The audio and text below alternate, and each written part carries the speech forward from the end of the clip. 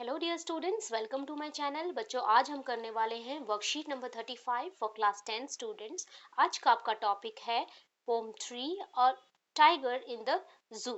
ठीक है, Leslie Norris इसके राइटर हैं, पोएट हैं, राइट। तो इस पोम में बच्चों कंट्रास्ट है टाइगर का जू में, जो कि क्या होता है with the tiger in its natural habitat. और जू और नेचुरल हैबिटेट के बीच में ये कंट्रास्ट बताया गया है कि उसको कैसा फील होता है जंगल में और कैसा वो फील कर रहा है जू में। ठीक है, the poem moves from the zoo to the jungle. ठीक है, जू से जंगल की तरफ मूव करती है, बैक अगेन टू द जू।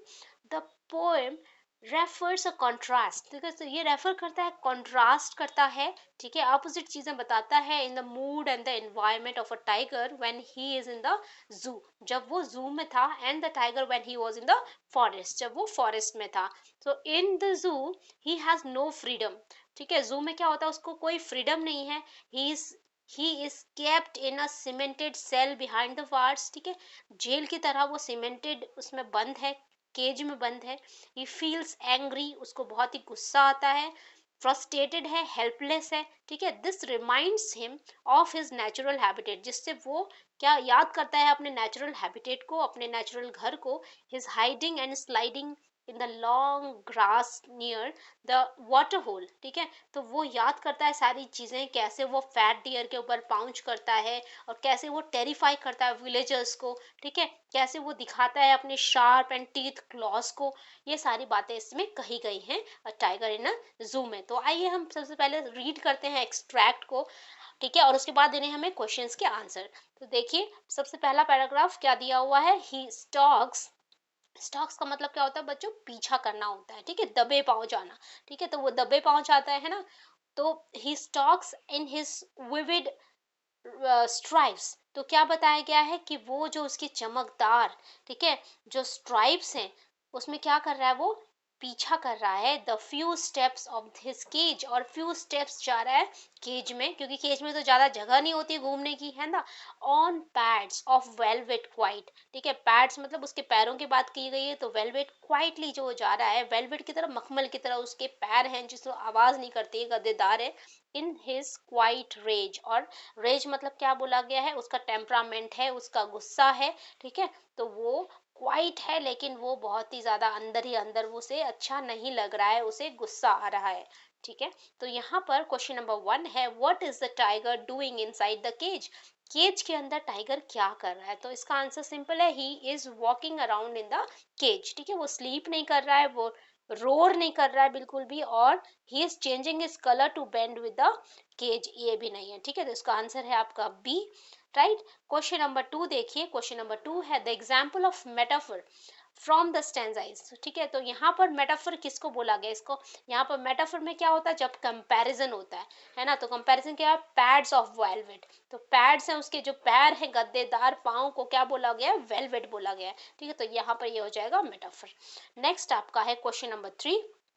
क्वेश्चन नंबर 3 बेस है आपका नेक्स्ट पैरा के ऊपर, he should be snarling around houses at the jungle's edge, baring his white fangs, his claws, terrorizing the villagers। ठीक है, तो क्या कर रहा है वो विलेजर्स को, जंगल में क्या कर रहा है, वहां पे वो रहता है जब अपने घर में जंगल के एज में, तो वहां पर अपने वो दांत दिखा सकता है, अपने डिस्प्ले करता है अपने दांत गुस्से में, और विलेजर्स को टेरिफाई करता है ना। क्लॉज जो है उसके पंजे हैं। ठीक है, व्हाइट फैंग्स मतलब उसके दांतों को बोला गया है। ठीक है, टेरिफाइंग द विलेजर्स, विलेजर्स को वहां पे डराना। ठीक है, राइट। तो यहाँ पर क्वेश्चन है आपका, how did the tiger scare the villagers. Villagers को वो कैसे डराता है।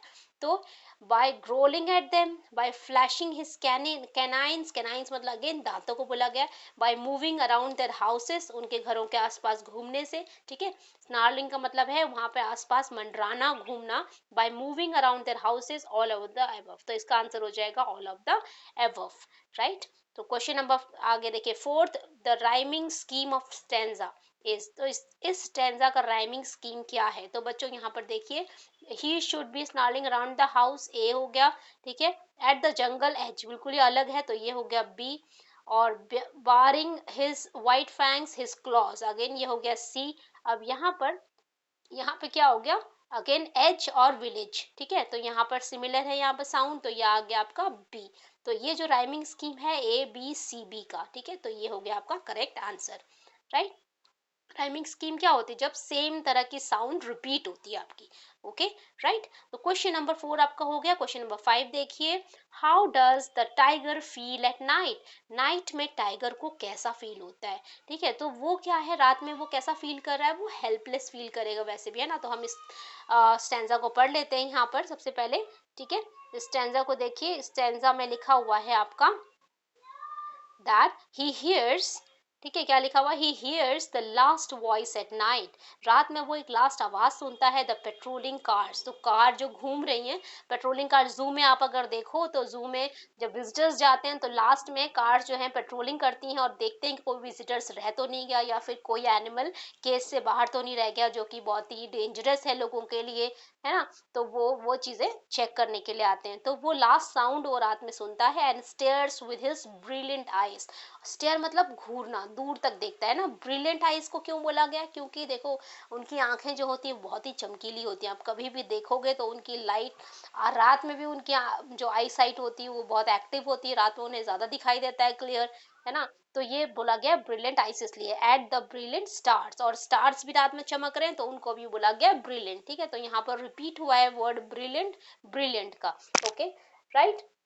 तो देखिए आपका क्वेश्चन नंबर 6 है, which device has been use to compare the tiger's eyes with the stars, तो टाइगर के आईज को स्टार्स से कैसे कंपेयर किया गया है यहाँ पर, तो कैसे कंपेयर किया गया, कौन सा डिवाइस यूज किया गया है, तो ये यूज किया गया है आपका रेपिटेशन का, ठीक है। तो इसमें क्या किया गया, इसमें कोई तुलना नहीं की गई है, कंपैरिजन नहीं किया गया है, लेकिन और डायरेक्टली कैसे बताया गया, सेंटेंस कैसे बताया कि and the stars eyes at the brilliant stars, तो उसको बताया गया है रिपीटेशन से, ठीक है। जो कंपैरिजन है वो बहुत ही सिंपल सेंटेंसेस में रेपिटेशन से बताया गया है, वर्ड ब्रिलियंट को लिया गया है, ओके। तो यहाँ पर आंसर हो जाएगा रेपिटेशन।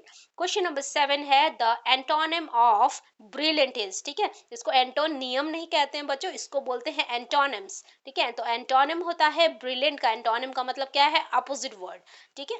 तो the antonym of brilliant is dull, ठीक है। हैप्पी तो होगा नहीं, आपको पता है, एक्साइटेड मतलब बहुत खुशी में, शाइनी बहुत चमकदार, ठीक है। तो ये तो सिमिलर मीनिंग हो गए है ना, हैप्पी खुश, एक्साइटेड बहुत ही खुश हैं, अगेन शाइनी चमकदार हैं, तो डल जो है वो इसका ऑपोजिट वर्ड हो जाएगा।